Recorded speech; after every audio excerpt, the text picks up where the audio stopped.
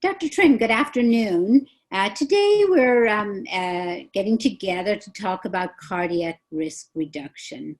But before we do that, can you tell us a little bit about you? Sounds good. Yeah, Dung Trinh. I am a board-certified internal medicine specialist.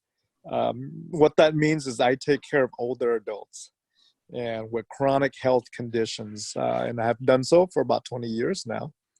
And I want to talk a little bit about heart disease, because heart disease is the #1 killer in America, and I believe it's probably the #1 killer around the world. Part of it is because we are living longer, and so as we live longer, we accumulate risk for heart disease, for clogging of the arteries, and things of that sort. But I do want to talk a little bit, give you a little snippet of an overview of strategies, how we can reduce the risk for heart disease. Now, we all know the obvious thing of exercise, lowering your cholesterol, lowering your blood pressure, and diabetes. Those are all, I don't want to preach to the crowd. Mm-hmm. But what I want to bring on and bring awareness to is that there are other risk factors involved with heart disease that is beyond the standard things we talk about. Did you know that what initiates heart disease, what initiates plaque buildup, right? When I talk about heart disease, I'm talking about plaque buildup in our arteries that lead to heart attacks and strokes. What initiates plaque buildup isn't necessarily the cholesterol that's there, right?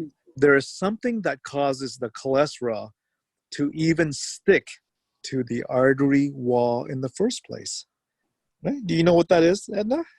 What? I don't, but I'm sure you're going to tell me. Yeah. So heart disease begins with clogging of the arteries. Clogging of the arteries is caused by plaque that builds up, right? You're following me so far? Yes. And cholesterol plaque. Mm-hmm. And so my question to you is, why does cholesterol plaque even bind to the artery wall in the first place? Why doesn't the cholesterol just keep floating in the blood and not bind to the artery? Mm. Right? Yes. About that. Well, I'm going to give you a quick overview here, and we can go into a much deeper discussion when we do our longer lectures. Mm-hmm. But cholesterol binds to the artery when the artery is sticky. So my next question is, what causes the artery to be sticky? Well, the artery gets sticky when it gets damaged. The artery gets sticky when it gets damaged.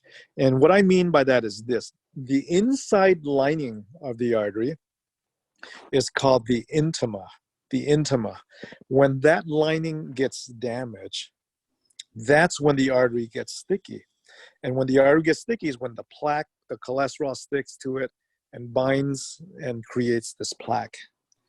Mm-hmm. So my next question is to dig a little bit deeper. What causes damage to the artery lining? And that's what we're going to discuss when we do a much longer lecture. What causes damage to that artery lining? So I'm leaving you with a cliffhanger here. Yes, you are. Yes, what's causing it. And I'm sure you will also discuss about the genetics also, how they affect you as well, yes. How they cause issues as well. Well, thank you, Dr. Trinh, for this wonderful snippet of information, and we look forward to a longer message later. Thank you so much, and hope you have a blessed day.